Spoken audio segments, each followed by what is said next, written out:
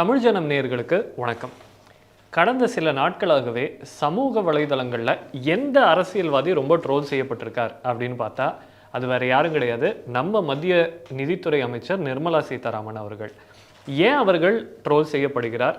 அந்த ட்ரோல் செய்யறதுக்கு பின்னாடி நியாயமான காரணங்கள் இருக்கா, இல்லை இது ஒரு அரசியல் கிம்மிக்கா அப்படின்றத பற்றி தான் இன்னைக்கு நம்ம பேச போகிறோம். நம்மளோட பேசுறதுக்கு திரு ஆனந்த் அவர்கள் இணைந்திருக்கிறார். வணக்கம். வணக்கம்.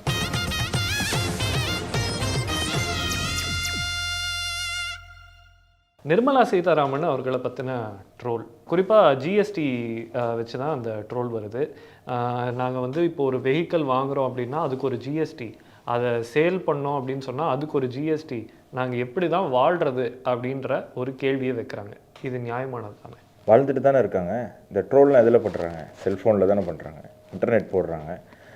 ட்ரோல் போடுறவங்க வீடியோலாம் நான் பார்க்குறேன், அவங்க எல்லாம் நல்லா ஐஃபோனில் தான் அந்த ட்ரோல் வீடியோவை எடிட் பண்ணி போடுறாங்கன்னு நினைக்கிறேன். அவ்வளோ கிளாரிட்டியாக இருக்குது அப்படின்னா அவங்கெல்லாம் வாழ்ந்துட்டு தான். எப்படி வாழ்கிறதுன்னு கேள்வி கேட்குறான் பார்த்தீங்களா? அவன் வாழ்ந்துட்டு தான் இருக்கான், முதல் விஷயம். ரெண்டாவது, இதுக்கு பின்னாடி ஒரு பெரிய ஒரு விஷயம் இருக்குது. இப்போ நிர்மலா சீதாராமனுடைய கொள்கைகளோ இல்லாட்டி அவங்க ஜிஎஸ்டியில் செய்கிற விஷயங்களோ எல்லாமே நியாயமானா அது எல்லாருக்கும் மாறுபடும். எனக்கு சில விஷயம் சரியில்லைன்னு படலாம், உங்களுக்கு சில விஷயம் சரியில்லைன்னு படலாம். ஆனால் இந்த கவர்மெண்ட்டில் ஒரு ப்ளஸ் என்ன அப்படின்னு சொன்னால், இவங்க திருத்தறதுக்கு தயாராக இருக்காங்க. அது தேர்தல் தோல்விகளாக இருந்தாலும் சரி, அது பட்ஜெட்டாக இருந்தாலும் சரி, எதாக இருந்தாலுமே இந்த அரசு ஒன்று கொண்டு வருது, அதுக்கு மக்களுக்கு விருப்பம் இல்லை. மக்கள் சில பேர், அது பெருவாரியான மக்கள் எதிர்க்கணும்னு கூட அவசியம் இல்லை, சில பேர் எதிர்த்தாலே சரி மக்களுக்கு இதில் விருப்பம் இல்லை, நம்ம மாற்றிப்போன்னு அவங்க மாற்றக்கூடிய ஒரு தன்மை இருக்குது. அது பட்ஜெட்டில் பார்க்குறோம். பட்ஜெட்டில் ஒன்று அறிவிக்கிறாங்க, அடுத்த பார்லிமெண்ட் செஷனில் என்ன பண்ணுறாங்கன்னா, இது நாங்கள் அறிவித்தோம், சில பேர் சில கருத்துக்கள் தெரிவித்தாங்க, நியாயமாக இருந்தது, நாங்கள் அதனால் இந்த சேஞ்சஸை கொண்டு வரோம். இதை நம்ம தேர்தலையும் பார்க்க முடியுது. ஹரியானாவில் பெரிய தோல்வி, மகாராஷ்டிராவில் அது நாடாளுமன்ற தேர்தலில் பெரிய தோல்வி, ஆனால் சட்டமன்ற தேர்தல் வரும்போது ரெண்டுலேயுமே சரி பண்ணி அதில் ஜெயிக்கிறாங்க. இப்போ ட்ரோல் விஷயத்துக்கு வருவோம். இப்போ எக்கானமி எடுத்துக்கிட்டிங்கன்னா, இல்லை ஜிஎஸ்டி எடுத்துக்கிட்டிங்கன்னா, மக்களுக்கு ஈஸியாக புரியாது. கணக்கு அப்படிங்கிறது மேக்ஸே தானே இருக்கிறதுலே ஸ்கூலில் டஃப்பான ஒரு சப்ஜெக்ட்டு. ஸோ அந்த மேக்ஸோடைய ரெவல்யூஷன் தான் எக்கானமியும் அக்கௌண்டிங்கெல்லாம். ஸோ அப்படி பார்க்கும்போது மக்களுக்கு ஈஸியாக புரியாது, ஈஸியாக மேனிப்புலேட் பண்ண முடியும். அதுக்கு வர்றதுக்கு முன்னாடி நம்ம ஏன் நிர்மலா சீதாராமன் இப்போ டார்கெட் செய்யப்படுறாங்கன்னு நம்ம பார்க்கணும். அது கொஞ்சம் வரலாறு போகணும். நம்ம நிறையா ஐரோப்பியர்கள் நம்ம நாட்டை காலனைஸ் பண்ணாங்க, யாராலையுமே கோலோக்க முடியல. இங்கே அவங்க ஸ்ட்ரகிள் பண்ணாங்க இந்த நாட்டை பிடிக்கிறதுக்கு. ஆனால் பிரிட்டிஷ் இங்கிலாந்துக்காரன் ஒரு அளவுக்கு சக்ஸஸ் ஆனான். இந்தியாவில் எந்த ஒரு விஷயத்தை இம்ப்ளிமெண்ட் பண்ணுறதுக்கு முன்னாடியும் அவன் என்ன பண்ணுறான்னா, ஸ்ரீலங்காவில் அதை இம்ப்ளிமெண்ட் பண்ணி பார்த்துருவான். ஸ்ரீலங்காவை அவன் என்னவா வச்சுக்கிட்டான்னா, இந்தியாவுடைய ஒரு மினியேச்சராக வச்சுக்கிட்டான். இந்திய மக்களுடைய சிந்தனை, இந்திய மக்களுடைய பழக்க வழக்கங்கள், கலாச்சாரம் இதெல்லாம் ஸ்ரீலங்காவோட ஒட்டி போகிறதுனால ஸ்ரீலங்காவை ஒரு மினியேச்சராக வச்சுக்கிட்டான். ஒரு எலி மாதிரி பரிசோதனை கூட மாதிரி. ஸ்ரீலங்காவில் ஏதாவது பண்ணிவிட்டு அது சக்ஸஸ் ஆச்சுன்னா அது இந்தியாவில் பண்ணுவோம், ஸ்ரீலங்காவில் ஏதாவது ஃபெயிலியர் ஆச்சுன்னா அது நம்ம இந்தியாவில் பண்ண வேண்டாம் அப்படின்னு ஒரு பரிசோதனை கூடமாக வச்சுக்கிட்டான். இலங்கை போர் கூட தான். இலங்கை போர் எதுக்கு ஆரம்பித்து எதுக்கு போச்சு அப்படின்னா, அதில் மிகப்பெரிய, அதுக்கு பின்னாடி ஒரு பெரிய ஒரு பவர் இருக்குது. மிஷினரிஸோடைய கைகள் இருக்குது, மதமாற்ற கும்பலுடைய கைகள் இருக்குது, ஐரோப்பியர்களுடைய கைகள் இருக்குது. எதுக்குன்னா அவங்களுடைய டார்கெட்டு ஸ்ரீலங்கா இல்லை. ஸ்ரீலங்காவில் இந்த மாதிரி ஒரு சிவில் வாரை வர வச்சு அந்த நாட்டை அன்ஸ்டெபிளைஸ் பண்ண முடியுதுன்னா இந்தியாவிலையும் பண்ண முடியுமா அப்படின்னு. ஆனால் பல திட்டங்கள் ஃபெயிலியர் ஆகுது. இந்தியாவில் ஸ்டான் சாமியெல்லாம் தெரியும், லயோலா கல்லூரியில் அவரெல்லாம் பெரிய தெய்வம் மாதிரி கொண்டாடுவாங்க. அந்த அயோக்கியம் இந்தியாவில் ஒரு உள்நாட்டு போரை உருவாக்கணுன்ட்டு அந்த குற்றம் நிரூபிக்கப்பட்டு கைது செய்யப்பட்ட ஒரு அயோக்கியம். அவனை ஏதோ பெரிய போராளி மாதிரி இங்கே இருக்கக்கூடிய அரசியல்வாதிகள்லாம் போய் அவனுக்கு மெழுகுவத்தி ஏந்துருது. ஏன்னா மக்களுக்கு விழிப்புணர்வு இல்லை, அதனால் என்ன வேணால் செய்யலாம், அவர் சார்ந்த மதத்தினரும் ஜாதியினரும் ஓட்டு போடுவாங்க அப்படிங்கிற எண்ணம். ஸோ ஸ்டான் சாமி மாதிரி இருக்கிறவங்களாம் பிரைம் மினிஸ்டர், இந்தியன் பிரைம் மினிஸ்டரை கொல்றதுக்கெல்லாம் திட்டம் போட்டார். எந்த அடிப்படையில்? இலங்கையில் ஒரு வார் பண்ணோம், நம்மளால் பண்ண முடிஞ்சுது, ஸ்ரீலங்கன் வாரை பண்ணி அந்த நாட்டை கெடுக்க முடிஞ்சுது, இந்தியாவில் இம்ப்ளிமெண்ட் பண்ணி பார்ப்போன்னு. பட் என்ன ஆயிடுச்சுன்னா, இந்தியா மாறிடுச்சு. இந்தியாவில் இருக்கக்கூடியவங்க யோசிக்கக்கூடியது கொஞ்சம் மாறிடுச்சு. கிட்டத்தட்ட 50 ஆண்டு தனித்தனி நாடாகவே இருந்துடுச்சு ஸ்ரீலங்காவும் இந்தியாவும். அப்போது சிந்தனைகள், பாலிசி எல்லாம் மாறும்போது மக்களுடைய இது மாறுது, ஃபெயிலியர் ஆகுது. பட் ஆனால் அந்த சக்திகள் இப்போ திருப்பி அதே முயற்சி பண்ணுது. ஸ்ரீலங்காவில் என்ன நடந்தது கொஞ்ச நாள் முன்னாடி சொல்லுங்கள்? எக்கனாமிக் கிரைசிஸ் அப்படின்னு சொல்லி அந்த நாட்டை இன்ஸ்டெபிளைஸ் பண்ணாங்க. ஓகே, எல்லா நாட்டிலையுமே எக்கனாமிக் கிரைசிஸ் வரும், எல்லா நாட்டிலையுமே வரும். பாகிஸ்தானில் பிச்சை எடுத்துகிட்டு இருக்கான்.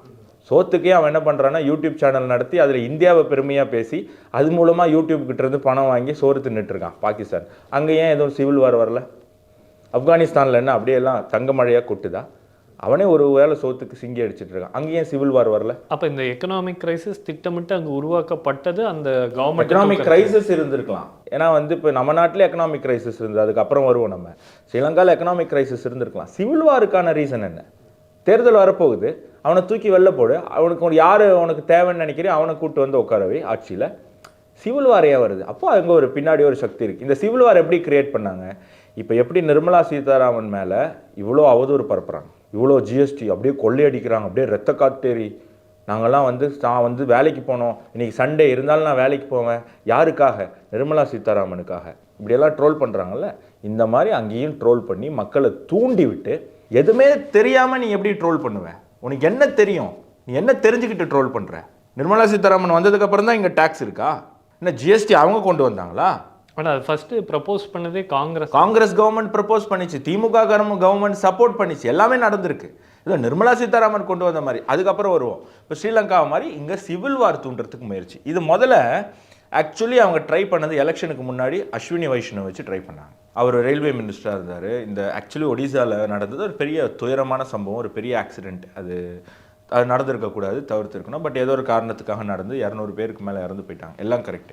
அந்த எமோஷனை பயன்படுத்தி எதுவும் இந்தியாவில் ரயில் ஆக்சிடென்ட்டே நடந்ததில்லை, இவர் வந்ததுக்கப்புறம் தான் நடந்திருக்கு, வந்தே பாரத் கொண்டு வரீங்க காப்பாற்ற, இப்படியெல்லாம் ட்ரை பண்ணி ஒரு சிவில் வாரை வந்து எலெக்ஷனுக்கு முன்னாடி அவங்க கொண்டு வரதுக்கு முயற்சி பண்ணாங்க. ஒரு கெட்ட பேர் கவர்மெண்ட் மேலே ஏற்படுத்துறதுக்கு முயற்சி பண்ணாங்க. அதில் ஒரு விதத்தில் அவங்க சக்ஸஸும் ஆகிட்டாங்கன்னு கூட சொல்லலாம். ஏன்னா ரிசல்ட்டை பார்க்கும்போது பாஜகவுக்கு ஒரு சர்க்கிள் இருந்தது. ஆனால் அதுக்கப்புறம் டேட்டா மூலமாக அதை எடுத்து பார்க்கும்போது இல்லவே இல்லை. கடந்த 60 ஆண்டுகளில் இல்லை கடந்த 10 ஆண்டுகளில் 2004 2014 வரைக்கும் நடந்த ஆக்சிடென்ட்டையும் 14 24 வரைக்கும் நடந்த ஆக்சிடென்ட்டையும் கம்பேர் பண்ணால் எங்கேயோ இருக்குது, கம்மியாக இருக்குது. இறந்தவங்களோட எண்ணிக்கை கம்மியாக இருக்குது, ஆக்சிடென்ட் கம்மியாக இருக்குது. எல்லா கேட்டகரியுமே எடுத்துக்கிட்டிங்கன்னா எல்லாமே ரேட்ஸ் குறைஞ்சிருக்கு. அப்போது முயற்சி பண்ணியிருக்காங்க. அது ஒரு அளவுக்கு சக்ஸஸ் பண்ணாங்க. ஆனால் அதுக்கப்புறம் அதை வந்து பாஜக தரப்பில் டேட்டாலாம் போட்டு அதை டிஃப்யூஸ் பண்ணதுனால இப்போ நிர்மலா சீதாராமனை எடுத்துட்டு டார்கெட் பண்ணியிருக்காங்க. ஸோ இதுக்கு பின்னாடி இந்தியாவை அன்ஸ்டெபிளைஸ் பண்ணுறது தான் இதோடைய பெரிய நோக்கமாக இருக்குது. சரி, நீங்கள் சொல்கிற மாதிரி டீஸ்டெபிளைஸ் பண்ணுற ஒரு விஷயம் தான் இது அப்படின்னு நம்ம எடுத்துக்கலாம். ஆனால் அப்படி ட்ரோல் பண்ணுறவங்க இன்னொரு முக்கியமான பாயிண்ட் வைக்கிறாங்க. என்ன அப்படின்னா, நிர்மலா சீதாராமனை மன்மோகன் சிங் அவரோட கம்பேர் பண்ணுறாங்க. மன்மோகன் சிங் அவரும் வந்து நமக்கு தெரியும் ஃபினான்ஸ் மினிஸ்டராக இருந்தவர். அவரோட டென்யூரையும் இவங்களோட டென்யூரையும் வச்சு பாருங்கள், அவங்க என்ன ரிஃபார்ம் கொண்டு வந்தாங்க, இவங்க என்ன கொண்டு வந்திருக்காங்க. அவர் தான் வந்து லிபரலைசேஷன் பாலிசி கொண்டு வரதுக்கு முக்கியமாக இருந்து இந்தியாவோட பொருளாதாரத்தை உயர்த்தினார். அப்படி அவர் கஷ்டப்பட்டு உயர்த்தின பொருளாதாரத்தை நிர்மலா சீதாராமன் டாக்ஸ் போட்டு பொருளாதாரத்தை உறிஞ்சுறாங்க. என்ன பொருளாதாரத்தை உயர்த்திட்டாரு? ஃப்ராஜில் கண்ட்ரி, அதாவது இருக்கிறதுலே பொருளாதாரத்தில் பின்தங்கிய நாடுகளில் டாப் 5ல் இருந்தது இந்தியா. டாப் 5ல் இருந்தது. எப்போ? அந்த பொருளாதார மேதைன்னு சொல்லப்படவர். அவர் இப்போ இறந்து போயிட்டார். நம்ம வந்து ரொம்ப காட்டமாக பேச வேண்டிய அவசியம் இல்லை. அவரும் அதுக்கு தகுதியான ஆளும் கிடையாது. அவர் ஒரு சாஃப்டான ஆள், ஒரு நியாயமான ஆள். ஆனால் இவங்க ஏன் க்ளோரிஃபை பண்ணுறாங்க? அவர் என்ன பெருசாக சாதிச்சிட்டாரு? 30 ரூபா 35 ரூபா பெட்ரோல் ரேட்டு விட்டுட்டு போன வாஜ்பாய், மன்மோகன் சிங் வந்து கிளம்பும்போது 100 ரூபா பெட்ரோல் ரேட், 100 வரைக்கும் போய் எலெக்ஷனுக்கு முன்னாடி 80 ரூபா வரைக்கும் கொண்டு வந்தாங்க. 33 ரூபா எங்கே இருக்குது? 35 ரூபா எங்கே இருக்குது? 80 ரூபா எங்கே இருக்குது? எத்தனை மடங்கு? கிட்டத்தட்ட 3 மடங்கு. இப்போ அதே கடந்த 10 வருஷம் ஆட்சியில் எவ்வளோ பெட்ரோல் விலை ஏறி இருக்கு? 20 ரூபா ஏறி இருக்கு. 80லேருந்து 100 ரூபா வந்திருக்கு. அதுவும் கிட்டத்தட்ட கடைசி 400 500 600 நாட்களாக பெட்ரோல் விலை ஏறவே இல்லை. எப்படி இந்த கவர்மெண்ட்டால் பண்ண முடியுது? ரெண்டாவது, இவங்க என்ன சொல்கிறாங்க? லிபரலைசேஷன் பண்ணார், இந்தியா அதனால தான் தப்பிச்சுது. நியாயம்தான், லிபரலைசேஷன் பண்ணதுனால இந்தியா தப்பிச்சுது. ஆனால் அது சரியா? லிபரலைசேஷன் சரியா? அவங்க பண்ணது சரியா? இன்றைக்கி இந்தியா அதிலிருந்து திரும்பி போக முடியாத அளவுக்கு லாக் பண்ணி விட்டாங்க. இவங்க என்ன பண்ணாங்க? காங்கிரஸ் ஆட்சி பண்ண லட்சணம் இந்தியா பொருளாதாரத்தில் அவ்வளோ பின்தங்கி போய் இது இன்றைக்கி பாகிஸ்தான் என்ன நிலைமையில் இருக்கோ அன்றைக்கி இந்தியா அந்த நிலைமைக்கு போல அதுக்கு முன்னாடி இருக்கிற நிலைமையில் இருந்தது. அப்போ என்ன பண்ணாங்க? அன்றைக்கி இருந்த பிரதமர் நரசிம்ம ராவாக இருக்கட்டும், மன்மோகன் சிங்காக இருக்கட்டும், நேராக IMF போய் கடன் கேட்குறாங்க. உலக வங்கிட்ட கடன் கேட்குறாங்க. உலக வங்கி என்ன சொல்லுது? நான் சொல்கிற மாதிரி நீ எல்லாம் மாற்று, உன்னுடைய வெளியுறவு கொள்கை, உன்னுடைய இம்போர்ட் எக்ஸ்போர்ட் கொள்கை, உன் டியூட்டி, உன் டேக்ஸ் சிஸ்டம் எல்லாத்தையுமே நான் சொல்கிற மாதிரி மாற்று, நான் சொல்கிற கம்பெனிக்கெல்லாம் அவங்க ப்ரிஃபரன்ஸ் கொடு, இதெல்லாம் சொல்லி இதுக்கெல்லாம் ஓகே சொல்லி கடன் வாங்கிட்டு வந்திருக்கான். பிச்சை கேட்டுட்டு வந்திருக்கான். இந்தியா ஒரு பிச்சைக்கார நாடாக மாற்றி வச்சிருக்கு காங்கிரஸ் இத்தனை ஆண்டு. போய் பிச்சை வாங்கிட்டு வந்தது ஒரு பெருமையா? இன்னைக்கு என்ன ஆயிடுச்சு? அதனால சிவாஜி படத்தில் ரஜினி ஒரு டைலாக் சொல்லுவார்ல, rich getting richer, poor getting poor. இது காரணம் லிபரலைசேஷன். சைனா தப்பிச்சுது, ரஷ்யா தப்பிச்சிருச்சு, இந்தியா மட்டும் ஏன் சிக்கிச்சு? லிபரலைசேஷன், வெஸ்டர்னைஸில் இருக்கிற வெஸ்டர்ன் கண்ட்ரீஸை கொண்டு வந்து உள்ளே விட்டுட்டு அவன் பணக்காரன் ஆகிட்டே போகிறான், அவன் சம்பாதிக்கிறான், மற்றவங்களாம் மிடில் கிளாஸாக இருக்காங்க. இதை பிரேக் பண்ணி வர்றதுக்கே மேக் இன் இந்தியா திட்டம்னு இந்த கவர்மெண்ட் ஒன்று கொண்டு வர வேண்டியதாக இருக்குது. மேக் இன் இந்தியா திட்டம் அதில் கொண்டு வந்து இந்திய முதலாளியை ஊக்கப்படுத்தினா உடனே அதுக்கும் கொண்டு வந்து ஒரு 4 பேரை மட்டும் பணக்காரனாக்குறாங்க. அம்பானி 4 பேர் மட்டுமா பணக்காரனாகிறாங்க? ஸோ அப்போ இந்தியர்களை வந்து பணக்காரனாக்குனா அதுவும் தப்பு. இவங்க வந்து ஏதோ மன்மோகன் சிங் பெரிய பொருளாதார மேதை அப்படிங்கிற மாதிரி எல்லாருமே புகழ்கிறாங்க. மன்மோகன் சிங் ஒரு சாதாரண ஒரு அப்பாவி பாவம். இவங்க ஊழல்லாம் பண்ணி அவருடைய பேரை வச்சு ஊழல்லாம் பண்ணி அவர் மண்டையிலெல்லாம் மிளகா அரைச்சிட்டாங்க. இதெல்லாம் நியாயம், அவர் ரொம்ப நல்லவர். ஆனால் இவங்க கொண்டாடுற அளவுக்கு பொருளாதார நிபுணர்கள்லாம் கிடையாது அவர். ஏன் இது நான் சொல்லலை, ராஜீவ்காந்தி சொல்லியிருக்காரு. ரிசர்வ் பேங்க்லேருந்து அவர் தூக்கி வெளியே வீசப்பட்டார். யார்? மன்மோகன் சிங் வந்து ரிசர்வ் வங்கி கவர்னராக இருக்கும்போது தூக்கி வீசப்பட்டார். தூக்கி வீசியது யார்? ராஜீவ்காந்தி. அன்றைக்கி என்ன சொன்னார் அவரை பற்றி? இன்னைக்கு எடுத்துகிட்டு போய் படிக்க சொல்லுங்கள். மன்மோகன் சிங்கை பற்றி காங்கிரஸ் பிரதமரும் கட்சி தலைவருமா இருந்து ராஜீவ்காந்தி என்ன சொன்னார்னு எடுத்து பார்க்க சொல்லுங்கள். இல்லை, நீங்கள் இவ்வளோ சொல்கிறீங்க, ஆனால் டேக்ஸ் ஏறி இருக்கிறது உண்மை தானே? டேக்ஸ் ஏறி இருக்கா? இதுக்கு முன்னாடி இருந்த டேக்ஸ் ரேட் எல்லாம் உங்களுக்கு தெரியுமா? இல்லை, ஆனால் டக்குன்னு கேட்டால் தெரியுமா? டக்குன்னு கேட்டால் தெரியாது. ஆனால் ஏறி இருக்கு அப்படின்றது தானே எல்லாருமே வீக்கக்கூடிய. சரி, நான் ஒரு சில டேட்டா சொல்கிறேன். இதை டேட்டா மட்டும் கேளுங்க, கேட்டுட்டு டேக்ஸ் ஏறி இருக்கா இல்லையா அப்படின்னு சொல்லுங்கள். ஜிஎஸ்டிக்கு முன்னாடி ஜிஎஸ்டிக்கு அப்புறம் அப்படிங்கிறது. டூத் பவுடர், பல் பொடி, பல் வளர்க்குறவங்கலாம் வாங்குவாங்க. டூத் பவுடர், டூத் பேஸ்ட்லாம் பல் வளர்க்குறவங்க, வளர்க்காதவங்க வாங்க மாட்டாங்க, அது எனக்கு தெரியாது. ஜிஎஸ்டிக்கு முன்னாடி 17%, இப்போ 12%. Hair oil, soap, tooth paste, அது பவுடரு பேஸ்ட், இந்த 3 கேட்டகரி 27% டேக்ஸ், இப்போது 18%. காஸ்மெட்டிக்ஸ், பர்ஃப்யூம் ரெண்டுமே இன்றைக்கி யூஸ் பண்ணுறாங்க. காஸ்மெட்டிக்ஸ் கிட்டத்தட்ட எல்லா பெண்களும் யூஸ் பண்ணுறாங்க, ஆண்கள் யூஸ் பண்ணுறாங்க, பர்ஃப்யூம் யூஸ் பண்ணுறாங்க. 28%, ஜிஎஸ்டிக்கு அப்புறம் 18%. டிட்டர்ஜென்ட், வாஷிங் பவுடர், துணியை துவைச்சி போடுறவங்களுக்கு தெரியும், துவைச்சி போடாதவங்களுக்கு நமக்கு தெரியாது அவனுங்க வாங்குறாங்களா இல்லையான்னு. 28%, இப்போ 18%. பாலிஷு, க்ரீமு, செருப்பு, furniture, floor, coach work, class, metal, இந்த மாதிரி ப்ராப்பர்ட்டிஸ்க்கெலாம் 28% இருக்குது, அது 18%. இப்படி நான் லிஸ்ட்டு போட்டுக்கிட்டே போவேன், நிறையா இருக்குது. இப்போது 0% பார்ப்போம். கோதுமைக்கு 2% டேக்ஸ் இருந்தது ஜிஎஸ்டிக்கு முன்னாடி, இப்போ 0. அத்தியாவசிய பொருள் தானே, கண்டிப்பாக ஒருத்தன் போய் வாங்கி சாப்பிட்லாம்ல, வாழ்க்கையை ஓட்டலாம்ல. 0%, அதுக்கு 2% டேக்ஸ் இருந்தது. அரிசிக்கு 2.75% டேக்ஸ். அரிசி நீங்கள் சோறு தானே திங்கிறோம், நீங்களும் சோறு தானே திங்கிறீங்க. 2.25% டேக்ஸ் இருந்தது, இப்போ 0. ஜிஎஸ்டி வந்ததுக்கப்புறம் 0. நிர்மலா சீதாராமன் இப்போ இருக்கும்போது 0. இது நல்லா பார்க்கணும், இந்த ட்ரோல் பண்ணுறவங்களாம் நல்லா பாருங்கள், சோறு தானே திங்கிறீங்க, இதை நீங்கள் நல்லா பார்க்கணும். தயிர், லஸ்ஸி, பட்டர் மில்க், மோர், இதெல்லாம் வந்து கால்சியம், அந்த சின்ன சின்ன ப்ரோட்டீன்ஸ் கிடைக்கிறதுக்கான ஒரு சாமானிய ஒரு பாவம் ஏழை மக்களுக்கான எசென்ஷியலான பொருட்கள். 4% ஜிஎஸ்டிக்கு முன்னாடி, இப்போ 0. இப்படி 0வே நான் வந்து உங்களால் பட்டியலிட்டு போகிறேன். இது சொல்ல போனால் இந்த எபிசோட மொத்தம் அதுக்கே போயிடும். ஸோ இப்படி இதை நீங்கள் பார்த்தீங்க அப்படின்னு சொன்னால் கிட்டத்தட்ட 80% பொருட்களுக்கு ஜிஎஸ்டி வந்ததுக்கப்புறம் டேக்ஸ் குறைஞ்சிருக்கு. இப்போது அறிவிச்சிருக்காங்க எவ்வளவோ காஸ்ட்லி மெடிக்கல் பொருட்களுக்கு 0 ஜிஎஸ்டி போட்டு, அதாவது அது வந்து இம்போர்ட் பண்ணால் நம்மெல்லாம் பார்த்துருப்போம், அந்த டிஜிட்டல் ஆடெல்லாம் வரும், என் பொண்ணுக்கு இந்த மாதிரி ஒரு நோய் இருக்குது, அதுக்கு 2.5 கோடி செலவாகும் அந்த மருந்து, ஒரு இன்ஜெக்ஷன் போட. அந்த 2.5 கோடியில் பெருவாரி டேக்ஸ். இப்போ கவர்மெண்ட் என்ன பண்ணுதுன்னா அந்த டேக்ஸை ரிமூவ் பண்ணிடுச்சு, 0ல் கொண்டு வந்திருக்கு. டிஃபென்ஸில் இன்றைக்கி இந்தியா வந்து டிஃபென்ஸ் மார்க்கெட்டில் ஃப்ளரிஷ் ஆகுது. இம்போர்ட் எக்ஸ்போர்ட் டியூட்டி குறைச்சிருக்கு. டிஃபென்ஸ் பொருட்களுக்கு ஜிஎஸ்டி 0 பண்ணியிருக்காங்க பல பொருட்களுக்கு. ஸோ இதெல்லாம் எப்படி பண்ணுறாங்க? ஜிஎஸ்டி வந்ததுக்கப்புறம் தான் பண்ணுறாங்க. அப்போ மற்றதுக்கெல்லாம் ஏற்றி இதுக்கு பண்ணுறாங்களா? இல்லை, ஜிஎஸ்டி வந்ததுக்கப்புறம் கட்டாத டிஃபால்ட்டர்ஸ் அவங்களுக்கு எஸ்கேப் ஆக முடியாது, ஏமாற்ற முடியாது. ஹோட்டல்காரனால் ஏமாற்ற முடியாது. ஹோட்டல்காரதுக்கு முன்னாடி என்ன பண்ணுவான்? 2 பில்லு போடுவான். 1 லட்ச ரூபா சம்பாதிச்சு நான் 10,000 தான் சம்பாதிச்சேன்னு 10,000க்கு டேக்ஸ் கட்டிட்டு இருந்தேன். இப்போ ஜிஎஸ்டி நம்பர் இருக்குது, நீ கஸ்டமருக்கு பில்லு கொடுக்கணும். நீ ஃபேக் பில்லு கொடுத்தா இன்ஸ்பெக்ஷன் வந்தால் மாட்டிப்பேன், தூக்கி உள்ளே வச்சுருவாங்க. அப்போ என்ன ஆகுது? பயந்து போய் இந்த சில ஹோட்டல் முதலாளிகள்லாம் க்ரீம் பண்ணு, அந்த பண்ணு, இந்த பண்ணுன்னு பேசுகிறாங்கல்ல, இதெல்லாம் வைத்தறிச்சல் அவங்களுக்கு. இன்னொன்று, அவங்களுக்குலாம் tax credit, GST credit. GST வந்து மக்கள்கிட்ட கலெக்ட் பண்ணிவிட்டு 1 மாதம் கழித்து கட்டுறாங்க, 45 நாள் கழித்து கட்டுறான். அப்போ அந்த 45 நாள் அந்த பொதுமக்கள் அரசாங்கத்துக்கு கொடுத்த டேக்ஸ் நீ வச்சுருக்க, அதுக்கு இன்ட்ரெஸ்ட் நீ கட்டுறியா? இல்லை, உனக்கு அதெல்லாம் பண்ணி தராங்களா, கிரெடிட் பண்ணுறாங்களா? பெரிய பெரிய ஹோட்டல், கோயம்புத்தூரில் அந்த பெரிய தோசையை விற்கிற அந்த பெரிய ஹோட்டலில் வந்து எவ்வளோ ஜிஎஸ்டி கலெக்ட் பண்ணுது? ஒரு உதாரணத்துக்கு எடுத்துக்கோங்க, 2 கோடி ரூபா ஜிஎஸ்டி மட்டும் கலெக்ட் பண்ணுதுன்னு வைங்க அவங்களுடைய ப்ராஃபிட்டில். 2 கோடி ரூபாவை 45 நாள் 30 நாள் நீ கையில் வச்சிருக்க, கவர்மெண்ட்டுக்கு கொடுக்காம. நீ நியாயப்படி அடுத்த நாளே கட்டணும். ஆனால் அவனுக்கு 40 நாள் கிரெடிட் கிடைக்கும், அதோட அதிகமாக கிடைக்கும் சில இதுக்கு. அப்போ அது பண்ணுறாங்க. சும்மா வாய் புளித்ததோ மாங்காய் புளித்ததோன்னு பேசிகிட்டு இருக்கக்கூடாது. ஸோ ட்ரோல் பண்ணுறவங்க அதையும் புரிஞ்சுக்கணும். எவ்வளோ பொருளுக்கு 0 வந்திருக்கு டேக்ஸ். ஜிஎஸ்டி ஓகே, வருமான வரியை பற்றி உங்கள் அபிப்பிராயம் என்ன? வருமான வரியுமே உங்களுக்கு டேக்ஸ் எவ்வளோ குறைச்சிருக்காங்க, என்ன ஸ்லாபில் இருந்தது? எனக்கு தெரிஞ்சு 2014 16,666 நினைக்கிறேன், மேபி கொஞ்சம் மாறலாம், முன்ன பின்ன மாறலாம். 16,666 ரூபா இருந்ததுன்னா நீங்கள் டேக்ஸ் கட்டணும். சம்பாதிச்சிங்கன்னா மாதம் உங்களுடைய சம்பளம் 16,666 ரூபா இருந்ததுன்னா நீங்கள் டேக்ஸ் கட்டணும் 2014. இன்றைக்கி அது கிட்டத்தட்ட 62,000 ரூபா. எத்தனை மடங்கு? 3-4 மடங்கு அதிகமாக இருக்குது. 62,000 ரூபா சேலரிக்கு மேலே நீங்கள் சம்பாதிச்சா டேக்ஸ் கட்டினா போதும். இது இன்க்ளூடிங் எக்ஸம்ஷன், நீங்கள் அது இது இன்சூரன்ஸ் அது இதெல்லாம் நீங்கள் கிளைம் பண்ணி குறைச்சிங்கன்னா கூட. இப்படி பார்த்தீங்க அப்படின்னு சொன்னால் இன்கம் டேக்ஸ் எங்கே உங்களுக்கு கூடியிருக்கு? இன்கம் டேக்ஸ் உங்களுக்கு எக்ஸப்ஷன் தானே அதிகமாக இருக்குது. என்ன, இன்றைக்கி நீங்கள் கார்ப்பரேட் கம்பெனியில் வேலை செய்கிறீங்க. இப்போ நம்ம வேலை செய்கிறோம், இந்த நிறுவனம் கார்ப்பரேட் நிறுவனம். அப்போ நீங்கள் சேலரியே உங்களுக்கு டேக்ஸ் பிடிச்சிடுறாங்க. அப்போ உங்களுக்கு வயிறு எரியுது, ஐயோ ஏற்படும். இத்தனை நாள் அப்படி கிடையாது. ஒரு மளிகை கடையில் வேலை செஞ்சுருப்போம், இங்கே வேலை செஞ்சுருப்போம், அங்கே வேலை செஞ்சுருப்போம், கேஷில் சம்பளம் வாங்கியிருப்பீங்க. அப்போ உங்களுக்கு டேக்ஸ் இருக்காது. இப்போ நீங்கள் ஒரு பெரிய கம்பெனியில் வேலை செய்கிறீங்க, அவங்க கவர்மெண்ட் நார்ம்ஸ்குள்ளே வரணும். இப்போ நீங்கள் டேக்ஸ் கட்டணும். அப்போ உங்களுக்கு வயிறு எரியுது. நான் என்ன கேட்குறேன் இளைஞர்கள்கிட்ட, ஏன் வயிறு எரியுறீங்க?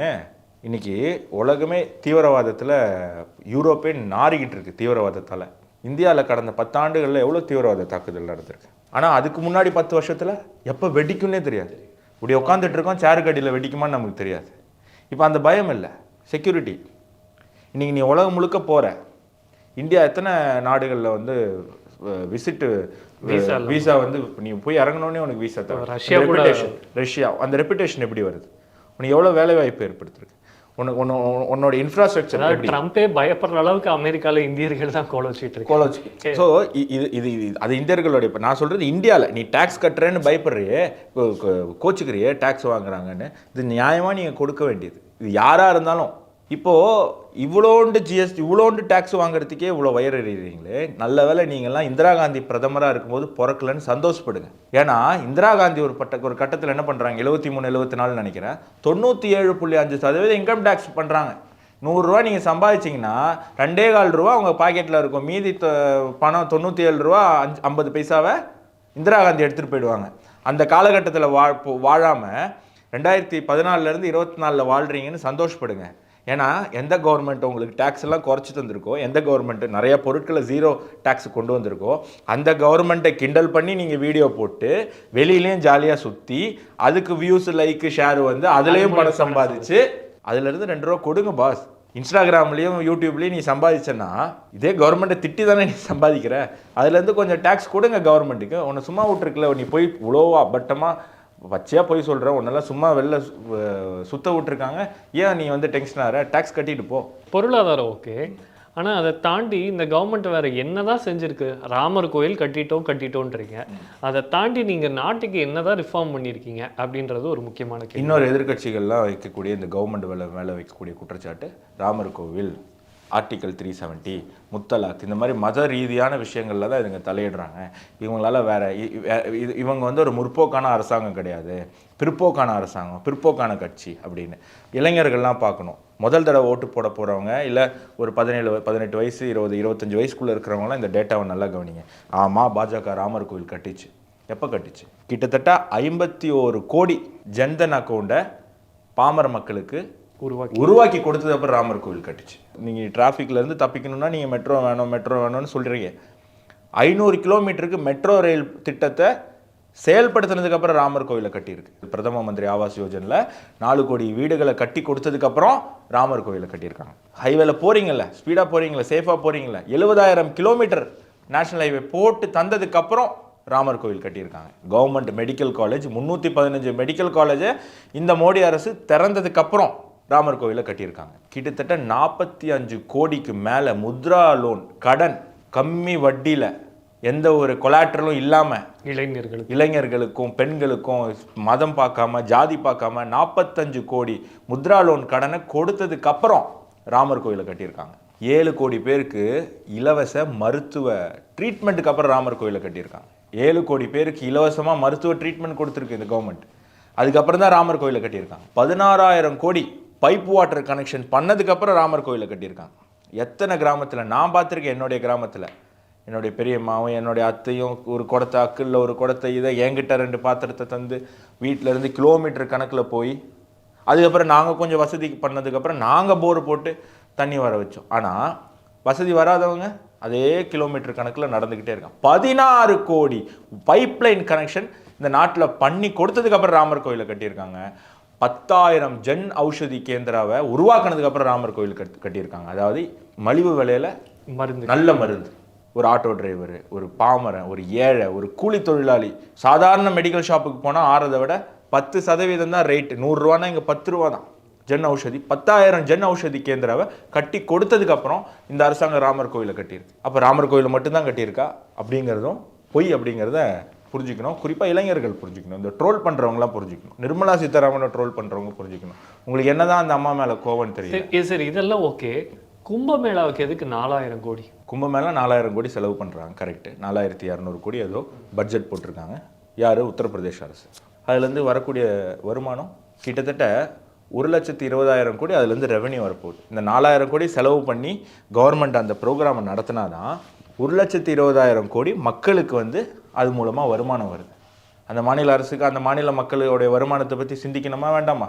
கண்டிப்பாக. எத்தனை பேர் வராங்க கும்பமேளாவுக்கு, எத்தனை பேர் சாப்பிடுவாங்க, எத்தனை பேர் பர்ச்சேஸ் பண்ணுவாங்க, எத்தனை பேர் கும்பமேளாவுக்கு வந்து கும்பமேளாவை மட்டும் பார்த்துட்டு போவாங்களா, மற்ற பகுதிக்கு போக மாட்டாங்களா அந்த மாநிலத்தில்? 1,20,000 கோடி இது மூலமாக வருவாய் வரப்போகுது. அரசாங்கத்துக்கு நேரடியாக 16,000 கோடி, 4,000 கோடியை செலவு பண்ணி அரசாங்கத்துக்கு 16,000 கோடி இது மூலமாக வருமானம் வரும். 4,000 கோடி செலவு பண்ணி 16,000 கோடி ஒரு அரசு சம்பாதிக்குது. 1,20,000 கோடி அந்த ஊரில் இருக்கிற மக்களுக்கு அது போய் சேருது. அப்படின்னா கும்பமேளா நடத்தலாமா வேணாமா? தாராளமாக. இவ்வளோ யோசிச்சா போதும். ஒரு விஷயத்தை ட்ரோல் பண்ணுறதுக்கு முன்னாடி, ஒரு விஷயத்தை கிண்டல் பண்ணுறதுக்கு முன்னாடி நம்ம யாருமே அதிமேதாவி கிடையாது. நானும் அதிமேதாவி கிடையாது, நீங்களும் கிடையாது, இது பார்க்குறவங்களும் கிடையாது, நிர்மலா சீதாராமனை ட்ரோல் பண்ணுறவங்களும் கிடையாது. கொஞ்சம் காமன் சென்ஸை யூஸ் பண்ணுங்கள். என்ன பண்ணாலும் உனக்கு லைக் ஷேர் வருதுன்னா பண்ணிவிடுவீங்களா? இது எங்கே போய் நிற்கும்? உன் குடும்பத்தில் இருக்கிறவங்களே அப்போ வந்து சேஃபாக இருக்காங்கன்னு அர்த்தம் கிடையாது. எனக்கு லைக் ஷேர் தான் முக்கியம்.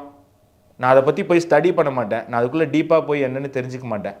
எனக்கு இன்றைக்கி நிர்மலா சீதாராமனை ட்ரோல் பண்ணால் எனக்கு லைக் வரும், ஷேர் வரும்னா அப்போ உன் குடும்பத்தில் இருக்கிறவங்களே சேஃப் கிடையாது உங்ககிட்ட. நான் என்ன வேணால் பண்ணுவேன் லைக் ஷேருக்காக. நம்ம பார்க்குறோம்ல.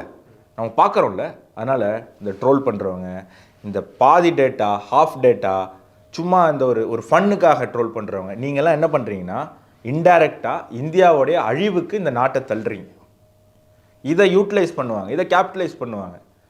ஸ்ரீலங்காலையும் பங்களாதேஷ்லேயும் எப்படி ஒரு சிவில் வாரை உருவாக்குனாங்களோ அந்த மாதிரி தூண்டி விடுறதுக்கு இதை முயற்சி பண்ணுவாங்க. கொஞ்சம் மண்டையை யூஸ் பண்ணுங்கள், கொஞ்சம் சென்சிபிளான சிட்டிசனாக இருங்க அப்படிங்கிறது தான் என்னுடைய கருத்து. இத்தனை நேரம் உங்களுடைய கருத்துக்களை ரொம்ப தெளிவாகவும் ஆணித்தரமாகவும் பகிர்ந்ததுக்கு நன்றி.